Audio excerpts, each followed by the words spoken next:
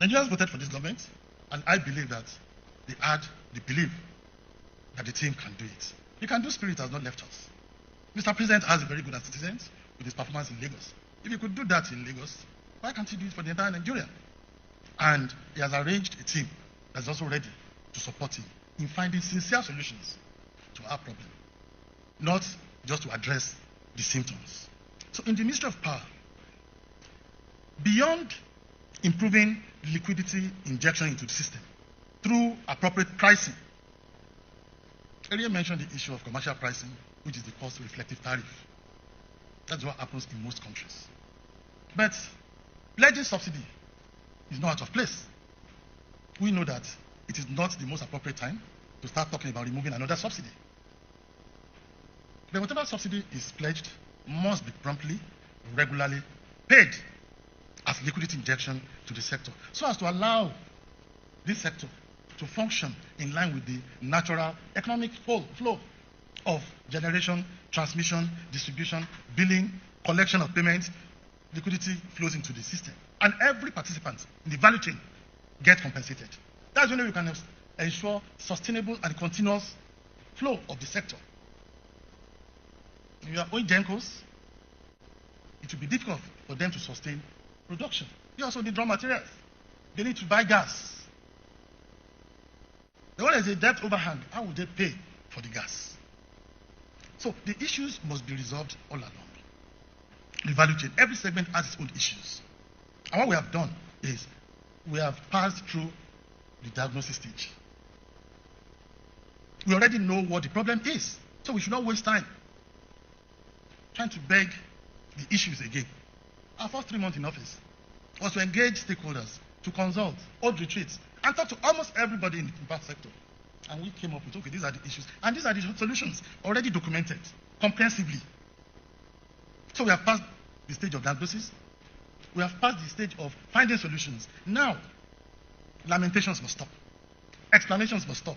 We are at the stage of implementing and executing those solutions, which I believe in no time, Nigerians will start seeing the impact of these solutions. Briefly, let me tell you that, okay, we have problems in generation, we have some issues in transmission, and some hiccups too in distribution. What are we doing in these past few weeks? We are all aware that in generation now, we've just added the 700 megawatts from Zungeru hydropower. It's been commissioned. The concessioning has been concluded. We have handed over to the concessionaire. So in the next 1 to 2 weeks, they will start production. We already had a successful test run sometime last year. So we can produce 700 megawatts and evacuate it in addition to our power pool. That will be a major increase. We have the, thank you very much. We have the Kashibila power plant too. There's already completed 40 megawatts. We're already evacuating 10 megawatts, which is being used around the Taraba area. But we have a surplus 30 megawatts, which we need to complete the evacuation infrastructure to ensure that this 30 megawatts is also wheeled onto the national grid. This is something that we believe will improve our power supply. And again, we have about 26 small hydro plants across the country, which have been abandoned, completed dams. They've been abandoned for years. We are revisiting these dams now, and we believe that within a period of 12 to 18 months, all of them will be revamped, and they will add so much to our national grid. We have gone a step forward to ensure that, the problem with small dams about water levels during the dry season, hybridize these farms with solar PV panels, so that we can manage the water levels during the dry season. During the daytime, we can actually use the solar PV to generate power. When it is in the evening and sunlight comes down, we switch to the hydro, in which case this will give us regular power supply throughout the year. And we also have the abandoned 15 solar IPPs that was started a couple of years ago.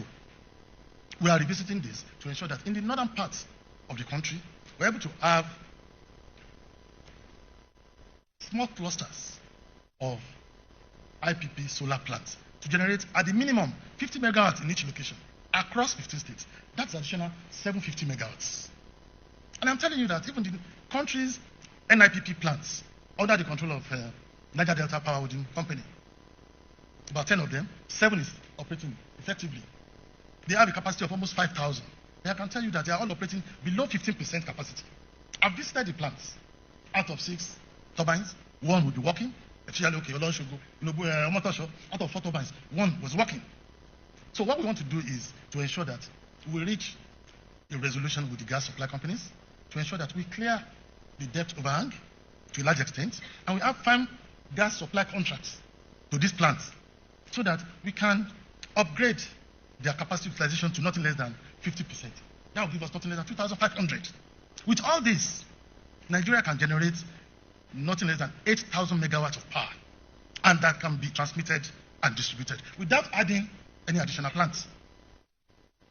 In all, we have a total of almost over 13,000 megawatt capacity installed for our power plants, both the hydro and the gas power plants. So once all those hiccups are resolved, we can actually double electricity supply in Nigeria within a period of 12 to 18 months. And this will perform wonders in increasing supply to the doorsteps of households, businesses, cottage industries, artisans, and industries. That's for generation.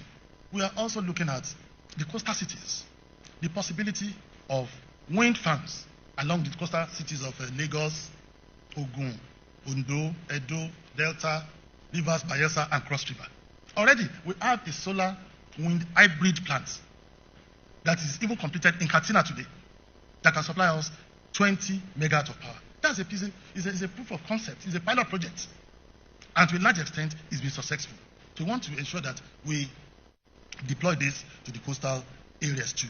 Then on transmission, it's general knowledge now that we just signed the accelerated agreement with Siemens on our presidential power initiatives at COP28 in Dubai. Siemens rep is here. We are going back to that project. Not just going back alone, but with full force and achieving accelerated implementation or execution of the project objectives. We're almost done with the pilots, which involved importation of 10 transformers and 10 mobile substations. Just 2-3 days ago, I commissioned 5 of these transformers. 560 MVA transformers in 5 different locations. I was in Okene, Kogi. I was in Delta, Yobe, even in Abuja, Apo, and Yobo in Benin. By this singular act of Tuesday, this week, we added 272 megawatts to the capacity of our transmission grid.